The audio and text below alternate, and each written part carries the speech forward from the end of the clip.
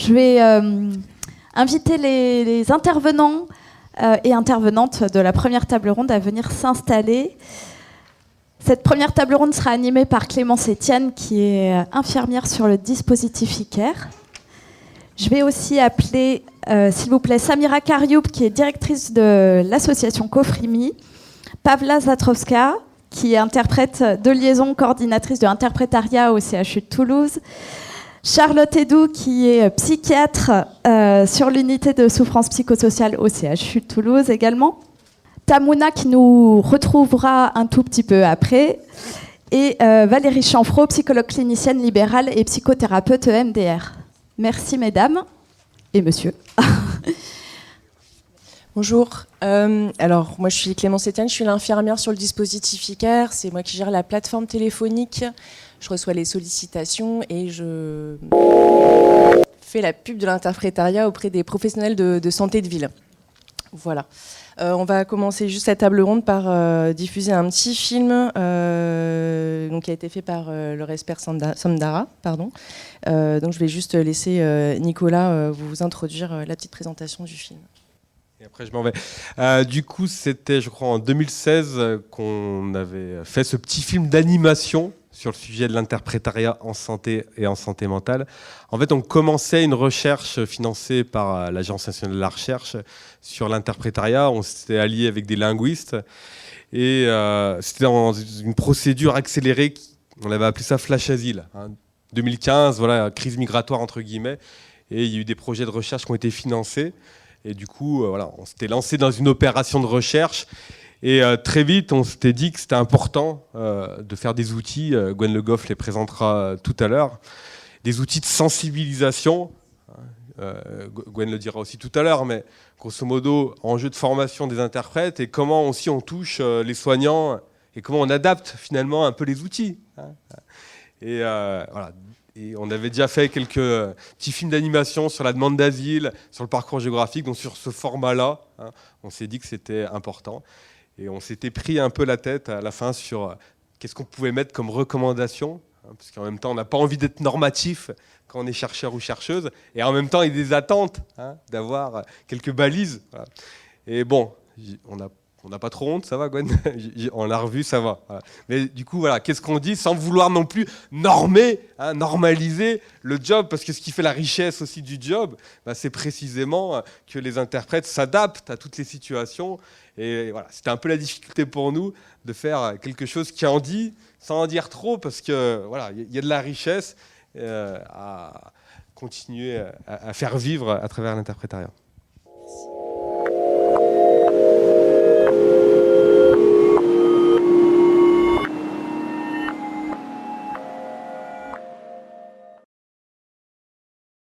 Aman, jeune érythréen récemment arrivé en France, se rend aux urgences accompagné de son frère.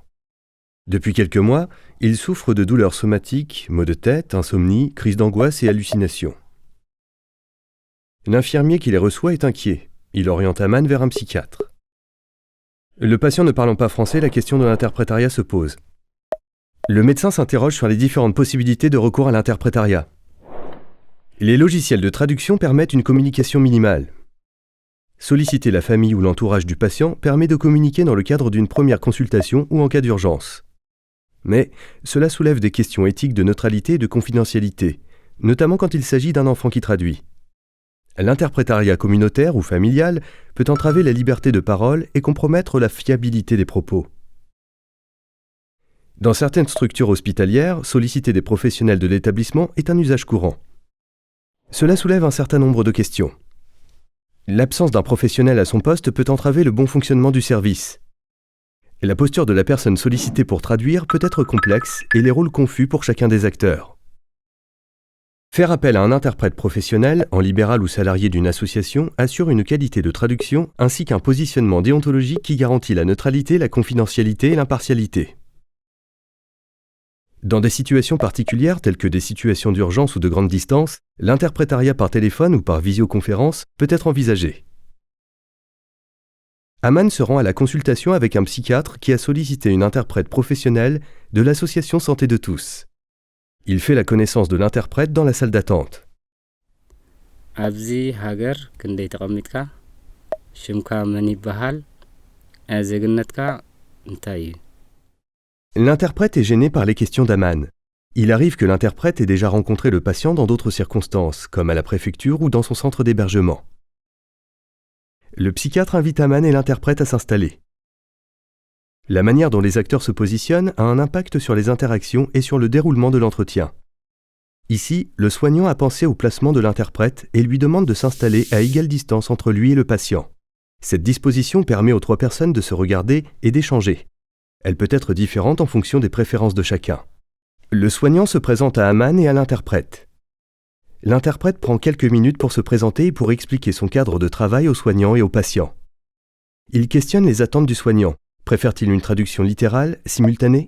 Souhaite-t-il une traduction à la première ou à la 3e personne? A-t-il des attentes d'éclairage culturel ou géopolitique? Au fur et à mesure des consultations, Aman commence à raconter ses maux de tête, ses douleurs, ses cauchemars. Aman explique les raisons qui l'ont amené à quitter son pays et les conditions de son parcours, les violences du service militaire, la traversée de la Libye et la prise d'otage dans le Sinaï. Le psychiatre se questionne sur la fiabilité de la traduction de l'interprète. Le temps de traduction est long pour les questions courtes du psychiatre, alors qu'il est court pour les discours très longs du patient. À la fin de la consultation, l'interprète reviendra sur les longueurs nécessaires de la traduction pour expliquer le contexte, le vocabulaire et l'utilisation des périphrases. La traduction du récit du patient est plus courte, le discours est synthétisé puisque le patient se répète beaucoup. De plus, il semble délicat à l'interprète de couper la parole au patient. Lorsqu'il évoque les conditions de son service militaire et les agressions sexuelles dont il a été victime, Aman se sent gêné et honteux. Le fait que l'interprète soit une femme renforce ici la difficulté d'Aman à raconter son histoire. Dans des situations délicates, le genre de l'interprète peut empêcher ou au contraire faciliter l'expression de certains éléments de l'histoire du patient. À la fin de la consultation, le psychiatre invite Aman à sortir de la pièce. Au regard des choses difficiles abordées lors de l'entretien, le psychiatre juge opportun de prendre quelques minutes avec l'interprète. Celle-ci en profite pour apporter des éclairages géopolitiques sur les parcours migratoires des Érythréens. L'interprète explique avoir été touchée par l'histoire d'Aman qui lui rappelle la sienne. Elle confie également son sentiment d'isolement dans son métier d'interprète, d'autant plus qu'elle n'a pas d'espace pour revenir sur les entretiens difficiles. À la fin de la consultation, Aman attend l'interprète. Il sollicite son aide pour sa procédure d'asile et lui demande son numéro de téléphone. L'interprète se retrouve seul à gérer cette situation qui sort a priori du cadre de sa mission.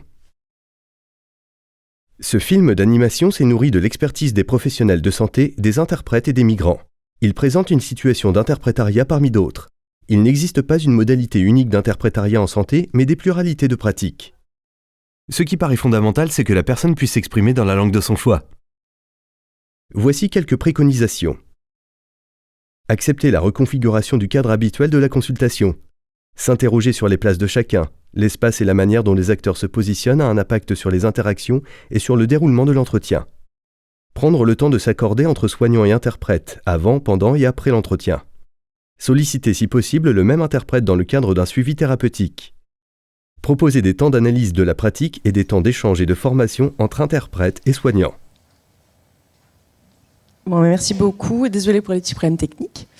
Je vais passer la parole à Samira Garioub, qui est directrice de l'association Cofrimi, avec laquelle on travaille beaucoup au CHU de Toulouse, et à ma collègue Pavla, dont je ne dirai pas le nom parce que j'ai trop peur de l'écorcher. Je ne peux pas. J'ai répété, mais je n'y arrive pas. Qui vont du coup vous parler du cadre et des missions d'interprétariat professionnel en santé mentale.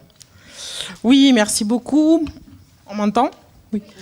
Bonsoir. Je suis Samira Garioub, de formation psychologue interculturelle et directrice de Cofrimi. Notre association, l'acronyme veut dire Conseil et formation sur les relations interculturelles et les migrations au pluriel. On est centre ressources régional avec 3 pôles. Donc, en tant que centre ressources, on fait partie d'un réseau national et qui s'appelle le réseau RECI, le réseau pour l'égalité des chances et l'intégration. Et pour Cofrimi, nos ressources et notre travail est bien autour de la thématique de la démarche interculturelle dans les pratiques professionnelles et aussi sur la question de la prévention et de la lutte contre les discriminations. Il y a ces éléments-là sur notre site.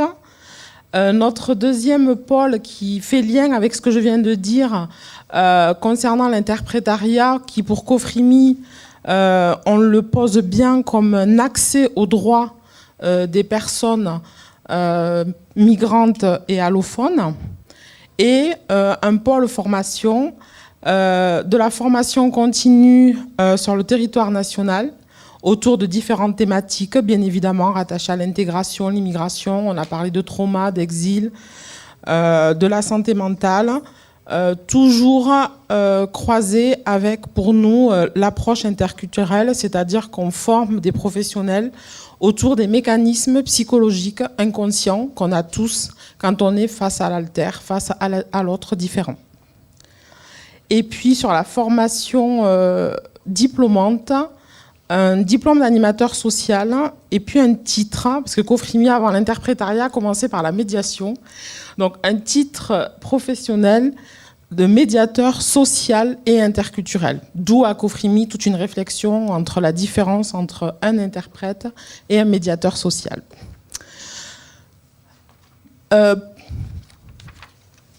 Merci. Donc, je vous présente notre service qui aujourd'hui est en Occitanie, où il est possible de nous solliciter et de solliciter nos interprètes. J'en profite pour leur faire un petit clin d'œil et les remercier. Voilà, je suis aussi émue d'avoir mes collaborateurs et les interprètes de Cofrimi dans cette salle, parce que sans eux, ce pôle n'existerait pas. Du coup, autant sur de l'interprétariat physique en présentiel, de l'interprétariat par téléphone, et puis quelques traductions écrites non assermentées. Et nous avons aussi des interprètes qui sont assermentés. Pour justement les traductions écrites non assermentées, c'est souvent rattaché à des récits de vie ou autres, et dans le cadre aussi d'une continuité, puisque certains interviennent autour de ces récits de vie, vont aussi faire la traduction en même temps. On va être sollicité bien évidemment souvent par mail, mais aussi aujourd'hui et beaucoup. On a parlé du dispositif e-care ou avant même ça au niveau du CHU sur des urgences ou avec d'autres clients. Donc on répond aussi à de la demande sur des prestations par téléphone. Voilà, je préciserai un petit peu l'équipe tout à l'heure qui gère ces demandes. Ce qui me semble aussi important pour notre association au-delà, c'est que souvent on va aussi avoir une réflexion et une connaissance autour des enjeux géopolitiques et proposer l'interprète approprié. Ce qui me semble un point aussi, c'est qu'on travaille notamment là avec Pavla, mais avec d'autres structures et clients. C'est au-delà de clients, ce sont vraiment des partenaires sur du suivi, sur des situations, mais aussi sur de la formation, j'y reviendrai. Au niveau de notre service, je viens de parler des interprètes médico-sociaux professionnels. Aujourd'hui, pour vous donner un ordre d'idée, il y a 80 interprètes sur toute l'Occitanie. Et 6 personnes, donc une équipe de personnes qui gèrent les demandes de prestations qui sont aujourd'hui au nombre de 6.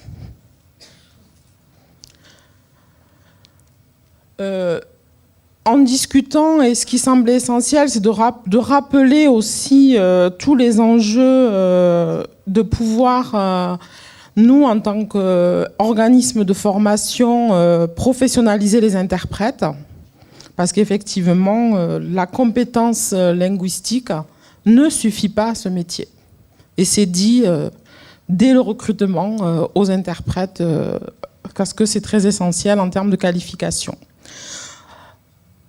Donc on a un code éthique et déontologique qui est réfléchi, et c'est pour ça que j'ai mis, parce que Cofrimi, on avait commencé mon travail aussi au sein d'un réseau national qui s'appelle le réseau RIM, et donc une charte de l'interprétariat médical et social professionnel en France, dont on travaille depuis 2010 et qui a existé en novembre 2012.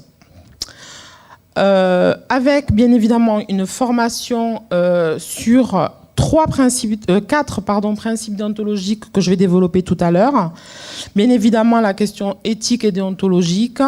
L'analyse de pratiques professionnelles, c'était dit dans le film, mais c'est quelque chose qui reste essentiel. Le métier d'interprète est très difficile. Et donc, il est essentiel pour les interprètes, pour moi c'est une question éthique d'avoir ces temps d'analyse de pratique une fois tous les 2 mois. Et bien évidemment, la question est le parcours de formation continue. Très rapidement, mais les compétences linguistiques entre langue et dialecte autour de 50. Et puis, sur la question que j'évoquais, que le métier et la compétence linguistique ne suffit pas, lors des recrutements, par exemple, voilà, il est aussi essentiel de revenir sur certains critères. Ça paraît logique, hein, mais la maîtrise de la langue française. Il est vrai que parfois, dans certaines langues rares, on va pouvoir recevoir un interprète et finir par pas pouvoir le recruter en lui explicitant que c'est assez complexe et que donc il faut un certain niveau de langue française. Donc souvent c'est la langue maternelle qui fait office ou des compétences bien évidemment validées par un diplôme universitaire de langue appliquée. On collabore au sein du réseau de plus en plus aussi aujourd'hui sur des tests linguistiques. Un autre des critères qui va être essentiel, c'est la question bien évidemment de l'écoute, de l'aisance à l'expression orale, le niveau de la connaissance, par exemple, du secteur médico-social, de l'asile, enfin, c'est vraiment important. L'interprète, il est tout le temps en train de se former, il a cette nécessité de connaître les différents environnements dans lesquels il intervient ou elle intervient. Souvent des compétences transversales qu'on va pouvoir avoir sur des expériences professionnelles avec des fonctions relationnelles avec un public. Le degré de connaissance de ce métier, donc on questionne aussi, parce que parfois, par exemple, on peut avoir beaucoup de bénévolat ou autre, et là, il est essentiel de revenir sur la question de la place, du rôle et de l'aspect éthique et déontologique. Une évaluation de la capacité à prendre de la distance. C'est quelque chose parfois qui est difficile, comme vous le savez. Pour certains interprètes, c'est parfois aussi un parcours migratoire, un vécu rattaché à l'exil. On peut décider à l'entretien de recrutement, par exemple, de dire pour le moment, je préfère éviter les CADA, les CPH et commencer par un autre endroit. Voilà, c'est tous ces éléments-là. De la même manière, des parcours de vie, les interprètes ont aussi des situations, et notamment, par exemple, concernant certains services hospitaliers, quand ça fait trop résonance et trop écho. Donc, c'est des choses qu'on va aussi discuter lors des recrutements. Un point aussi souvent qui est important, j'essaye de me dépêcher, c'est la question de la relation avec les compatriotes. Et souvent, l'interprète pense que c'est une bonne chose. On revient justement autour du recrutement, de cette importance et de pouvoir mesurer tous les enjeux rattachés à ce métier. Bien évidemment, vous l'avez compris, avec un des principes qui va être la question de la confidentialité. Donc, au niveau de notre déontologie de l'interprète, on va toujours dire qu'il intervient, toujours cette triade, cette relation triangulaire, donc en présence d'un professionnel de la santé ou du social. Je reviens quand, voilà, ne serait-ce que la salle d'attente ou dans les couloirs des hôpitaux. Il va être essentiel que, voilà, par exemple, on peut inviter l'interprète à rentrer, mais non, il est interprète, donc il va plutôt attendre. Il n'est pas là pour accompagner la personne. Comme je l'ai dit, il n'est ni accompagnateur, ni médiateur social, ni dans une régulation ou une conciliation. 4 principes, je vais aller assez vite pour garder le timing qu'on m'a demandé. La fidélité, bien évidemment, de la traduction, où ça reste quelque chose qui est travaillé dans la formation, chacun avec ses outils, mais ça reste quelque chose qui est essentiel. La confidentialité ou le secret professionnel partagé. Les interprètes se retrouvent des fois à rencontrer les mêmes personnes dans différents lieux. Donc c'est essentiel de revenir sur ce code éthique et cette question de devoir de discrétion, de confidentialité et de secret professionnel.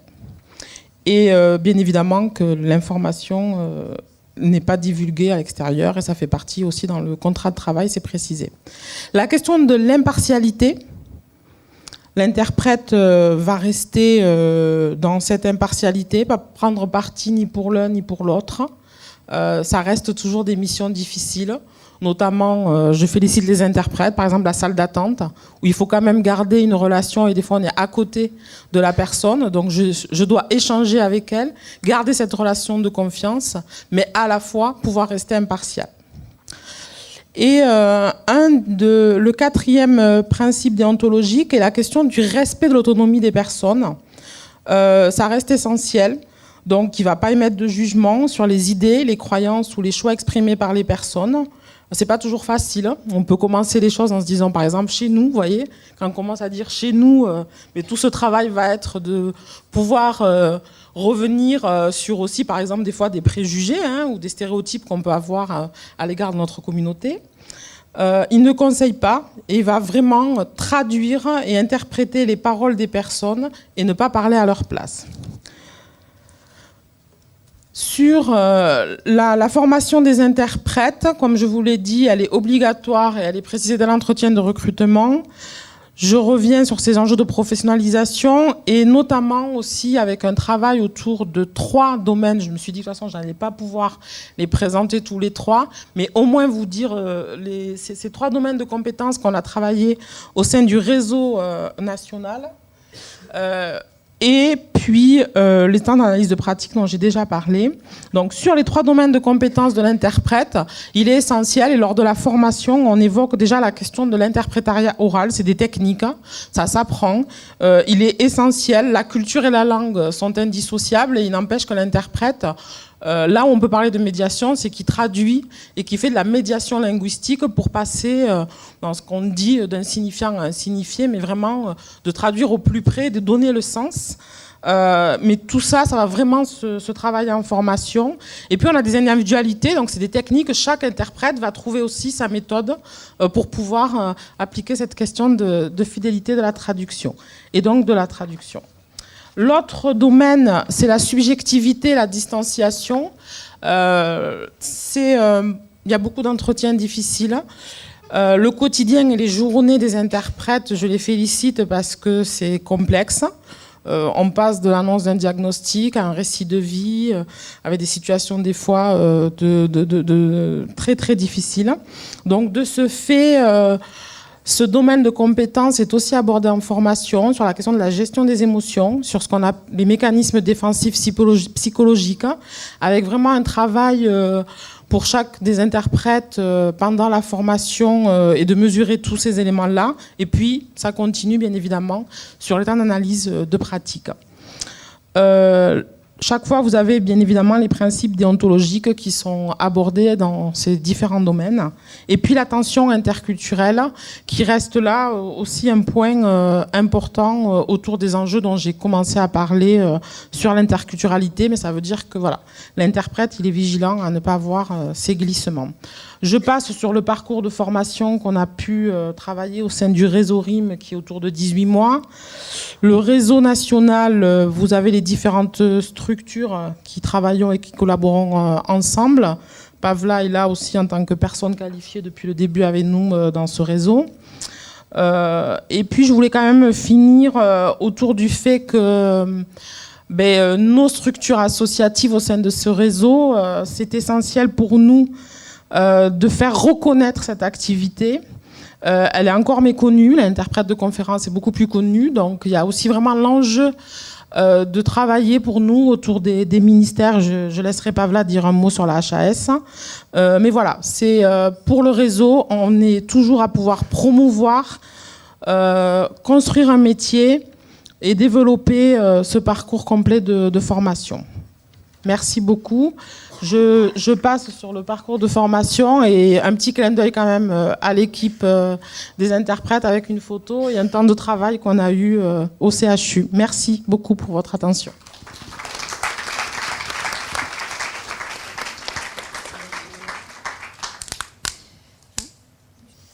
Bonsoir, merci Samira pour ta présentation, merci à Iker et aux Médecins du Monde pour l'organisation de cette soirée.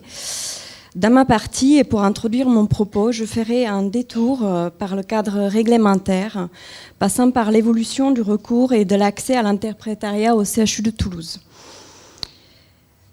pour vous présenter par la suite les leviers dont je me sers pour soutenir l'existence des cadres d'intervention des interprètes au sein du CHU, tout en faisant focus sur la santé mentale. Je terminerai par les défis qui se profilent à mon sens devant nous.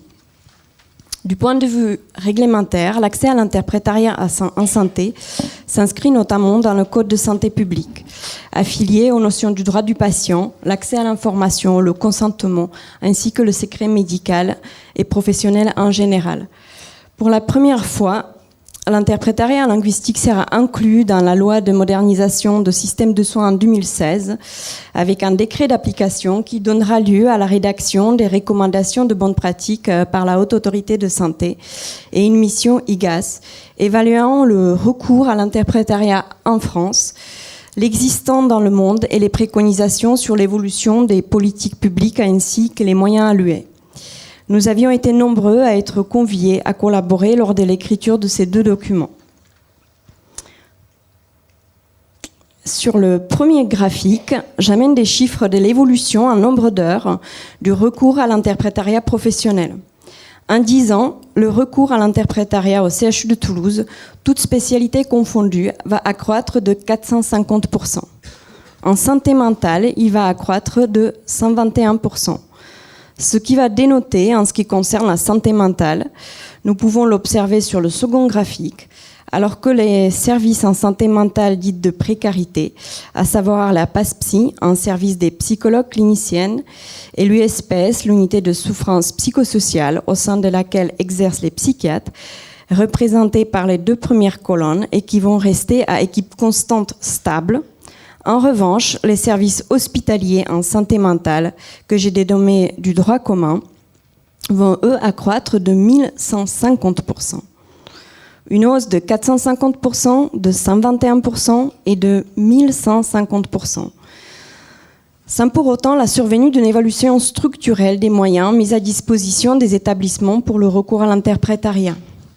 Dans la littérature, on va bien retrouver le constat que cela n'est pas le fait qu'un professionnel de soins serait en contact avec des patients en barrière linguistique qui augmenterait mathématiquement un recours à l'interprétariat professionnel, mais plutôt le fait d'acquérir l'expérience du recours à l'interprète professionnel qui ferait prendre mesure des enjeux et de ce fait de développer le recours à l'interprétariat dans la pratique. Aujourd'hui, au CHU, comme l'a dit Karine, cet accès est construit pour les patients en barrière linguistique, quel que soit leur mode de prise en charge, la spécialité, la temporalité et le moment de la demande. Et surtout, quel que soit le professionnel qui reçoit le patient. Les rôles et tâches de chacun dans un parcours de soins peuvent alors être conservés. Le recours est uniformisé, simple, sans étape de validation. Je reste le référent pour des professionnels internes, mais aussi externes, pour guider une prise en charge particulière si nécessaire, élaborer les protocoles spécifiques. Pour citer les derniers exemples, un accès à l'interprétariat physique et téléphonique peut être établi pour une équipe mobile de périnatalité, ou bien des conférences téléphoniques à distance à 3 pour une équipe en psychiatrie qui appelle les patients pour un entretien après une orientation. Les patients en barrière linguistique peuvent alors être inclus dans le cadre de ces dispositifs, alors qu'ils pourraient en être exclus d'office à cause de la barrière linguistique. Un interprète en santé effectue un mode d'interprétariat spécifique dit de liaison, qui signifie un transfert interlinguistique selon Delizet, d'un dialogue chargé lui-même des affects dans une immédiateté. La subjectivité de chaque interlocuteur est présente et même nécessaire. La posture d'interprète s'inscrit dans une triade, mais avec un rôle actif qui évolue entre un effacement optimal et une implication et autonomie interpersonnelle plus prononcée. Un interprète peut se trouver par des attentes, le cadre de soins, mais aussi par des représentations et projections des acteurs à cet acte de communication, à des places et des rôles extrêmement divers. Ce kaléidoscope de l'équipe belge illustre non pas tous les rôles faisant partie du cadre de l'intervention possible d'un interprète professionnel, mais les places auxquelles un interprète peut être convoqué. Comment alors soutenir la construction des cadres centrant son rôle au sein d'une institution telle que nous venons de les décrire ? enfin que Samira vient de décrire. Pour vous illustrer les outils dont je me sers pour soutenir l'existence du cadre d'intervention d'un interprète, je vous décrirai 3 leviers parmi d'autres que j'utilise. Pour commencer, ma base de travail est la présence sur le terrain en situation de l'interprétariat de liaison. Cela me permet de conserver une pratique et une connaissance fine du métier, ainsi que des équipes, des organisations et des parcours du soin. Cette pratique me permet de déceler des pistes de travail, avec pour appui le bilan annuel qualitatif élaboré avec les interprètes intervenants externes et qui est travaillé dans une relation de partenariat avec la COFRIMI. Nous ne nous contentons pas de mesurer uniquement des indicateurs d'activité ou traiter des sujets d'organisation, mais pouvons dégager des ressources pour des questionnements éthiques et complexes, comme le droit de réserve ou le sujet de discrimination, ou encore l'accès au droit. Dans certaines équipes de soins, je suis inclus aux réunions, y compris cliniques, pour inclure l'interprétariat dans la réflexion. Cela renforce une élaboration en équipe et l'inclusion de cette pratique et crée un environnement que nous souhaitons propice à une collaboration interprofessionnelle. En second exemple, j'ai choisi de citer un travail avec les équipes autour des protocoles, incluant le questionnement du cadre d'intervention. Que va-t-il se passer dans un CMP où une unique salle d'attente existe? Quel effet va produire l'attente côte à côte du patient? Quel effet va se produire lorsque l'on arrive dans un service d'hospitalisation en psychiatrie, avec une salle de soins fermée, en nous faisant attendre dans le couloir avec le patient, pour qui nous intervenons et qui va pendant 10 minutes nous solliciter en dehors de l'entretien médical? Comment je fais pour échanger avec mon collègue psychiatre lors de la visite dans un service d'hospitalisation en fin d'entretien, alors que le seul espace dans lequel nous nous trouvons alors est le couloir entre 2 chambres? Que va-t-il se produire lorsqu'aux urgences psychiatriques, on va se mettre à nous questionner sur un patient et sa prise en charge en ambulatoire?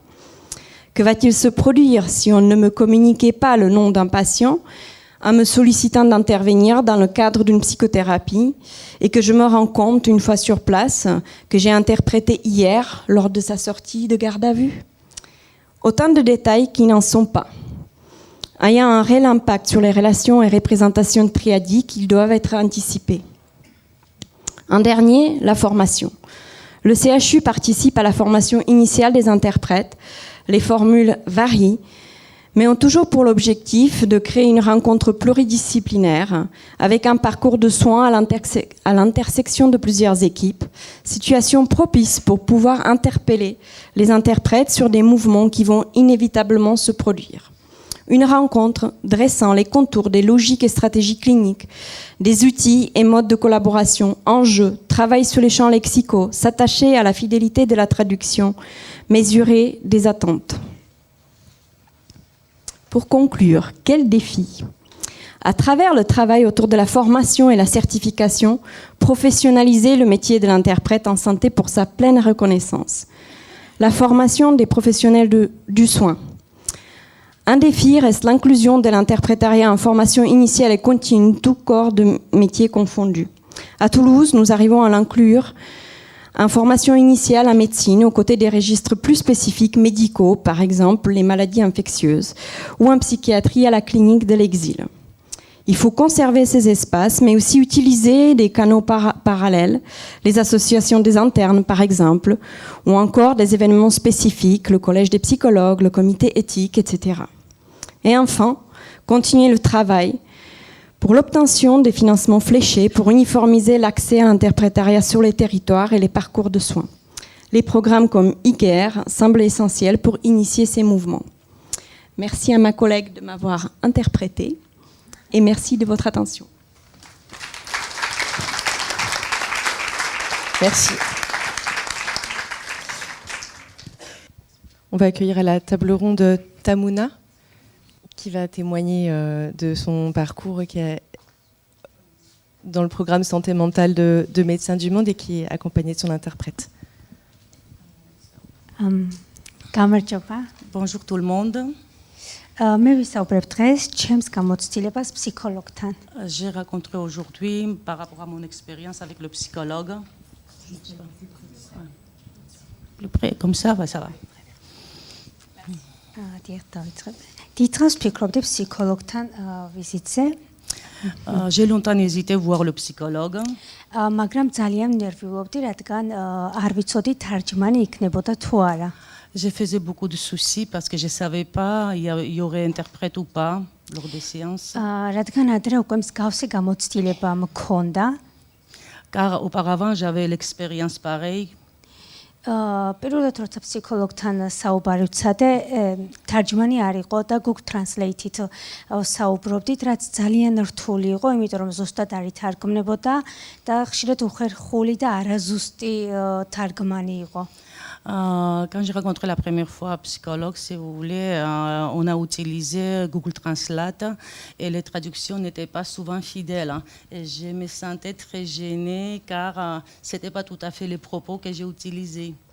ამას ის განაპირობებს, რომ ქართული ენა არის საკმაოდ რთული ენა და La langue გრამატიკაც. géorgienne assez compliquée et difficile, surtout le grammaire. დიახ. ბევრი ფიქრის შემდეგ ფსიქოლოგს მაინც დავუკვირდი და ჩემთვის სიურპრიზი იყო, როცა მშობლიურ ენაზე მოსაუბრე თარჯმანი დამხვდა. Après beaucoup d'hésitation, j'ai pris contact avec le psychologue et pour moi c'était une grande surprise quand j'ai vu l'interprète en langue maternelle. დიახ, ეს იყო მსოფლიო ექიმების ასოციაციაში. ეს ინფორმაცია ძალიან გამიხარდა, რა თქმა უნდა, ჩემთვის ეს კომფორტი იყო. C'était au sein de l'association Médecins du Monde et pour moi vraiment c'était une grande joie. შესაძლებლობა მომეცა ფსიქოლოგთან კომუნიკაციის თარჯმნის თანდასწრებით. მართლაც ძალიან დიდი და სასიამოვნო სიურპრიზი აღმოჩნდა ჩემთვის ეს ორგანიზაცია და თავიდან არ ვიცოდი ეს ორგანიზაცია რომ არსებობდა და არ ვიცოდი როგორ მოუქცეულიყავი, მაგრამ ბოლოს მაინც გადავწყვიტე, მივედი და ფსიქოლოგიც კარგი იყო და თარჯმანიც. ხო, არ ვიცოდი. Oui, en fait, j'avais pas d'informations par rapport à Médecins du Monde, et je savais pas comment faire, comment me comporter, mais vraiment après beaucoup d'hésitation, avec l'aide de l'interprète, on a commencé des séances et ça m'a donné beaucoup de satisfaction. გრძნობდი რომ იქვეყავი, სადაც დამეხმარებოდნენ. Je sentais que j'étais à l'endroit où on pouvait m'aider. და მართლაც დროთა განმავლობაში თავს ბევრად უკეთესად უგრძნობდი.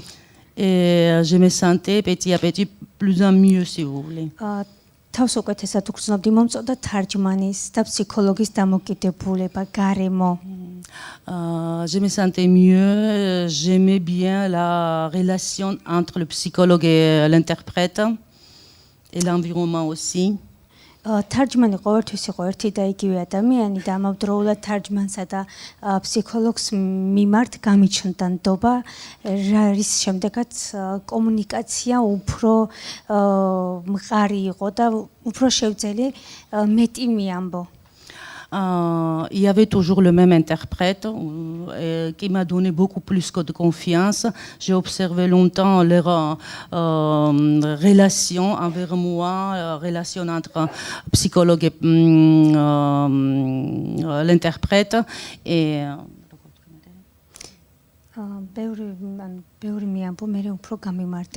oui, après, ça est devenu plus en plus facile pour moi m'exprimer. იქ ვიყავით სამი ადამიანის შორის ურთიერთობა, ნდობა გამიჩნდა და ვგრძნობდი ნელ-ნელა პროგრესს. C'était ანუ სამი ადამიანი ვიყავით და rencontré trois personnes et ça m'a donné plus en plus de confiance en moi. გამიჩნდა ნდობა და პროგრესიც მქონდა. Et je me voyais progresser et j'ai eu confiance. თუმცა არის პრობლემები, რაზეც არ გვიმუშავია და აუცილებლად მინდა ფსიქოლოგთან ერთად გავაგრძელო მუშაობა ჩემს პრობლემებზე. Il y a certaines questions, certains problèmes qu'on n'a pas abordés et j'aimerais bien, avec l'aide des psychologues, vraiment aborder ces sujets-là. რადგან ვფიქრობ, რომ თუ კი პრობლემებზე ან ძირფესვიანად არ ემუშავებ, შემდეგ დროთა განმავლობაში რთულ სიტუაციაში ის თავს იჩენს. Parce que je pense que si on résout pas des problèmes profondément, au long du temps, vraiment, ça pourra se réapparaître. როგორც ეს მაშინ მოხდა, როცა ჩამოსვლის ფსიქოლოგს არ მიმართე და მეგონა, რომ მე თვითონ შევძლებდი და გავუმკლავდებოდი ყველაფერს, მაგრამ ბოლოს ძალიან ცუდად ვიყავი. და მივხვდი, რომ უკვე ფსიქოლოგი მჭირდებოდა. Au début, quand j'étais primo-arrivant, si vous voulez, j'ai pensé que j'allais me débrouiller toute seule, sans aide et intervention des psychologues. Et finalement, je me suis retrouvée dans la situation très compliquée et j'ai pas envie que ça se répète. აუცილებლად მსურს ვთქვა, რომ მნიშვნელოვანია თარჯმანი იყოს პროფესიონალი. J'aimerais souligner qu'il est assez important que l'interprète soit professionnel. თავი უხერხულად არ გაგრძნობილოს, როცა რამეს ვერ გაიგებ, ან როცა პირადურზე საუბრობ და ეს არის შენთვის ძალიან რთულად მოსაყოლი ისტორია.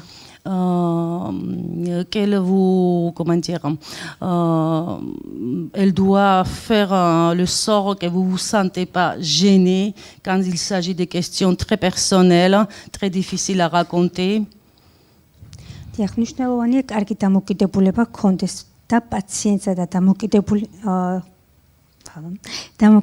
თარჯმანი, ანუ მნიშვნელოვანია კარგი დამოკიდებულება გქონდეს თარჯმანს პაციენტის მიმართ და პირადულად არ მიიღოს ისტორია, რასაც მოუყვები. ანუ პირადულად არ მიიღოს ისტორია. რომ უხერხულად არ ვიქცნო შემდეგ თავი. Oui, il est l'essentiel que vraiment l'interprète fasse le sort que je me sens pas gênée et ça soit pas personnel vraiment, qu'elle souligne pas que c'est assez personnel. ასევე ძალიან მნიშვნელოვანია, რომ პაციენტმა აირჩიოს თარჯმანი იქნება პირადად თუ სატელეფონო საუბრით. Il est important aussi que le patient puisse choisir l'interprète soit en physique ou par téléphone. მე პირადად ავირჩიე პირადად, რადგან ძალიან მნიშვნელოვანია, როცა რამეზე ვსაუბრობ, ადამიანს ვუყურებდე და ვხედავდე. Personnellement, moi, j'ai choisi l'interprète en physique, car pour moi, c'est assez important voir la personne avec qui je parle et regarder ses émotions. Voilà, c'était assez bénéfique pour moi.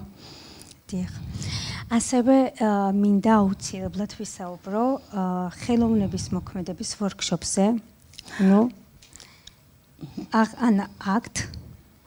J'aimerais aussi parler avec l'art des l'art en acte. Oui, art en acte. Oui.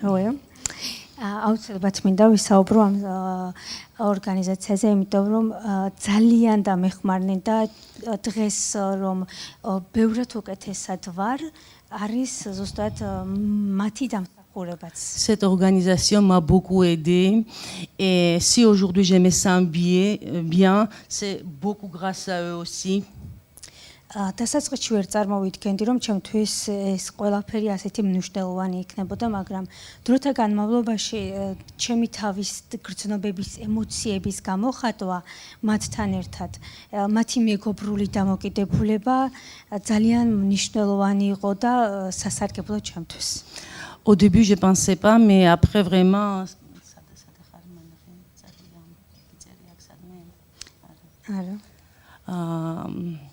Au début, je ne me rendais pas compte, mais vraiment être avec leur soutien, c'était assez important et ça m'a beaucoup changé, beaucoup aidé.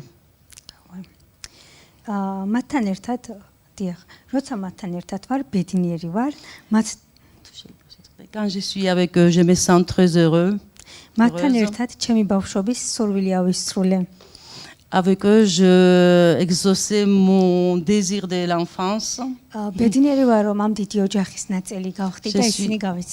Je suis assez heureuse de venir et être membre de cette grande famille.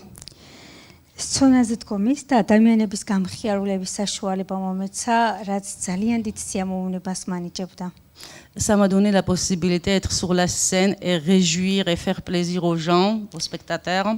და ეს ყველაფერი ფრანგულის არ ცოდნის მიუხედავად Et tout ça sans savoir parler, malgré, comment dire, sans savoir parler en français.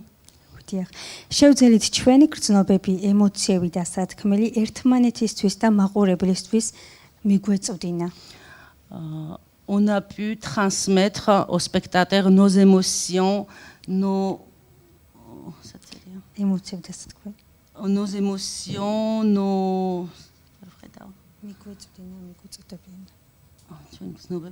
nos émotions, transmettre aux spectateurs.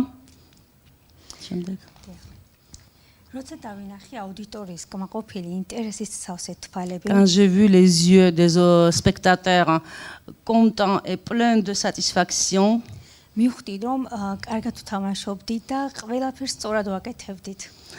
j'ai compris que j'ai joué bien, joué entre guillemets, vraiment, et tout ce que je faisais, c'était bien. Je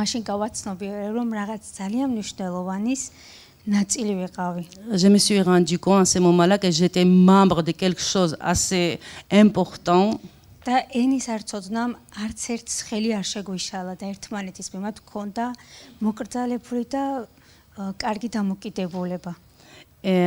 vraiment, ne pas parler la langue, ça ne nous a pas empêché d'avoir une bonne relation entre nous. კონცერტის ბოლოს ტაშის ხმა მოლოცვები იყო. მაშინ დავწმუნდი კონცერტის ბოლოს ტაშის ხმა და მოლოცვები. À la fin du concert, il y avait des applaudissements, des félicitations, et c'est en ce moment-là que je me suis rendu compte que où il y a l'art, l'amour de l'art, il n'y a pas de barrière de langue.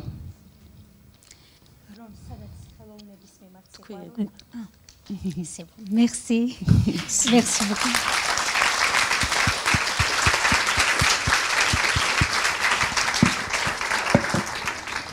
Merci beaucoup.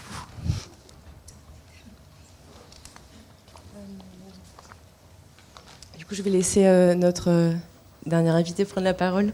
Valérie Chanfraud, vous êtes psychologue clinicienne libérale et psychothérapeute en EMDR.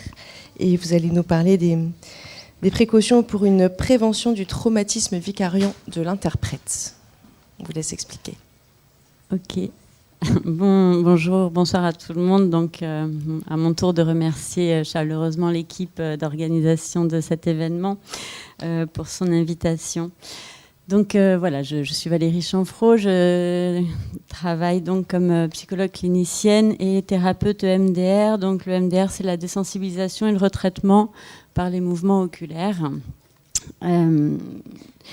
Donc Médecins du Monde m'avait contacté pour participer donc du réseau des thérapeutes libéraux. Et c'est dans ce cadre-là que moi j'ai accès au service d'interprétariat.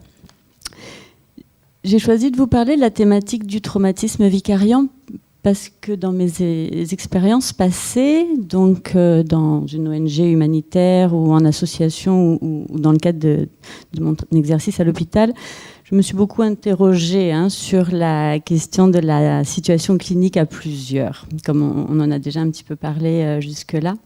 Et également, je devais porter une attention particulière à la prévention en santé mentale des équipes de soins avec lesquelles je travaillais, avec l'idée vraiment de l'importance de prendre soin de ceux qui prennent soin et qui contribuent, surtout dans le champ spécifique du psychotraumatisme. Les personnes que je reçois dans ce cadre, elles ont toutes et tous vécu des situations traumatiques. Donc d'abord dans le pays d'origine, c'est souvent ce qui a motivé le départ, et tout au long du long parcours migratoire et également à l'arrivée, comme vous l'avez déjà entendu tout à l'heure. Donc avec des traumatismes de type de violence, d'agression sexuelle, de viol, de la torture, des disparitions, etc., etc. Entendre ces histoires et ces souffrances terribles qui sont partagées dans le cadre de ces entretiens peut nous activer au niveau émotionnel, nous faire ressentir une sorte de désespoir, de douleur. En tant que thérapeute, je suis attentive à ces signaux. Je cherche à comprendre ce qui me touche, ce qui m'appartient, ce qui appartient à l'autre, et un travail de mise à distance commence à s'opérer. Mais l'interprète qui était là, qui a traduit, qui a expliqué pour que j'ai une meilleure compréhension du contexte, des codes, il ou elle reçoit donc toutes ces informations de façon brute, non digérée, et en plus dans sa langue maternelle, qui est donc la langue des émotions la plupart du temps. Et bien sûr, avec la possibilité que ça les renvoie eux-mêmes à leur propre vécu, sans avoir donc des outils pour y faire face. Effectivement, j'essaye aussi, autant que faire se peut, d'avoir toujours la même personne, le même interprète pour le suivi. Et effectivement, on voit aussi s'installer quelque chose dans cette relation tous les trois. Très rapidement, je vais vous... Ah, je vais... non, on est à la première diapo. Vous avez été trop vite. Très rapidement, je vais vous expliquer ce que c'est que le traumatisme vicariant, parce que c'est pas forcément évident de l'entendre.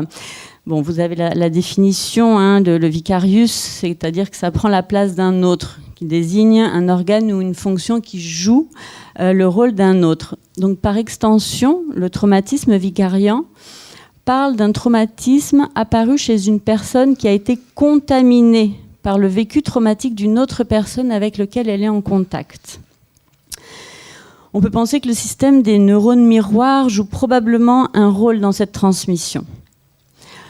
Selon Ecker, qui nous explique aussi que les centres émotionnels sous-corticaux, alors c'est un peu technique là, excusez-moi, mais ne font pas forcément la différence entre nos perceptions internes et externes.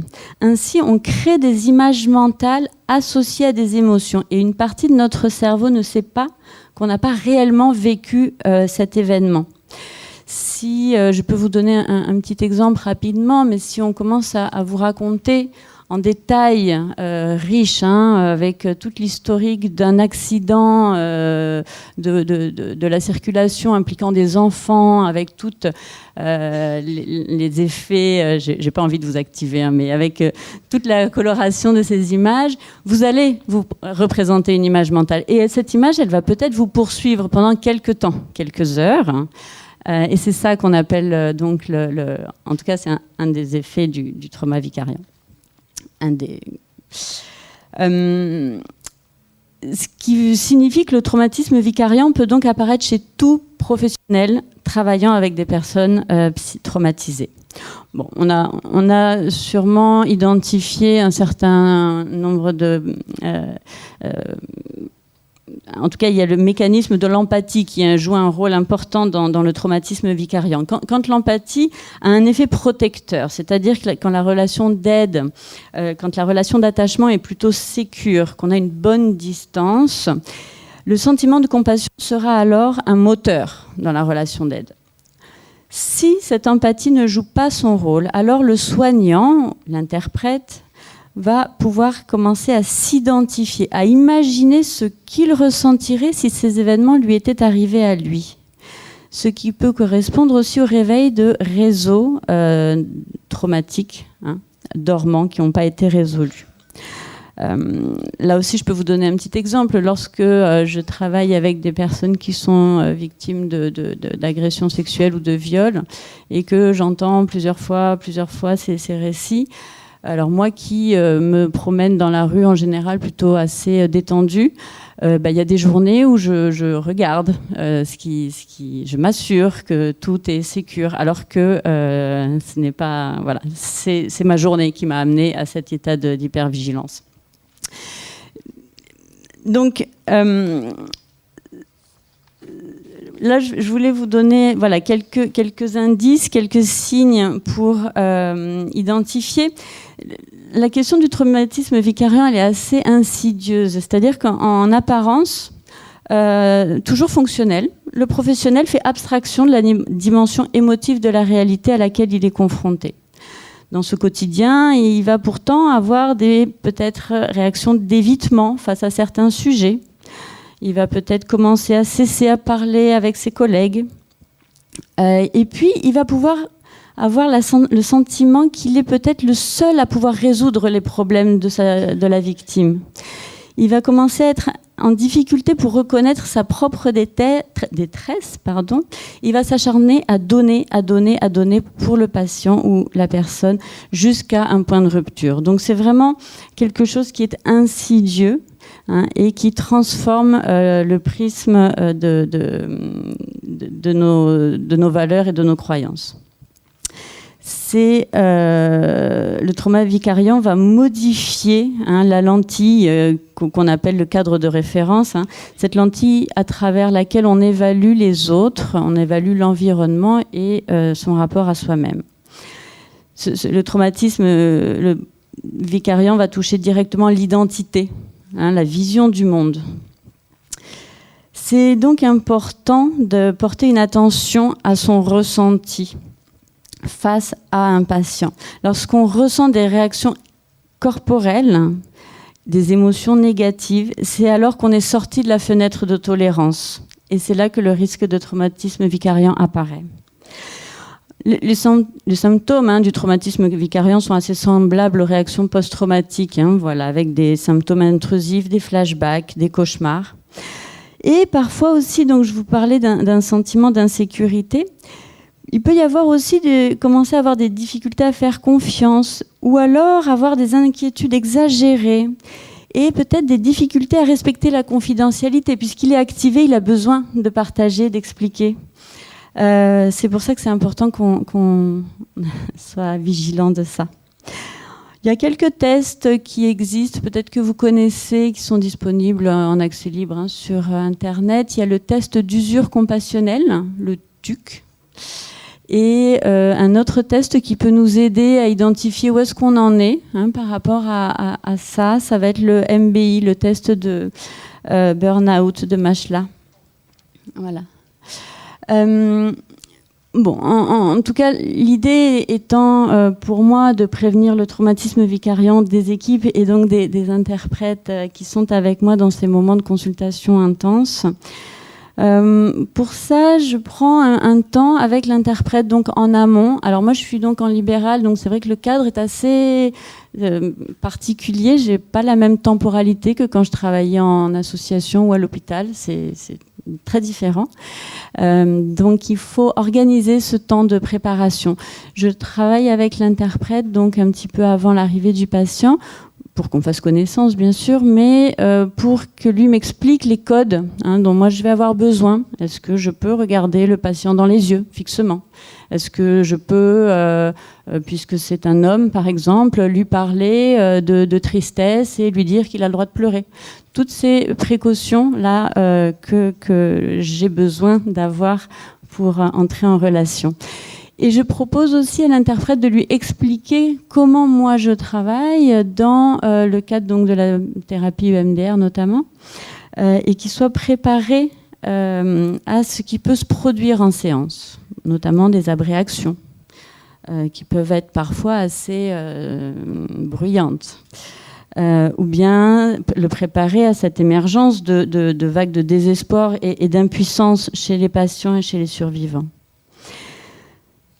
À l'occasion, je leur propose aussi des outils de stabilisation. Je leur donne quelques informations et leur donne quelques peut-être exercices qu'on fait ensemble. On peut utiliser des outils qui s'appellent par exemple le lieu sûr ou le contenant ou bien une cohérence cardiaque. En tout cas, tous les outils qui permettent de réduire l'activation émotionnelle.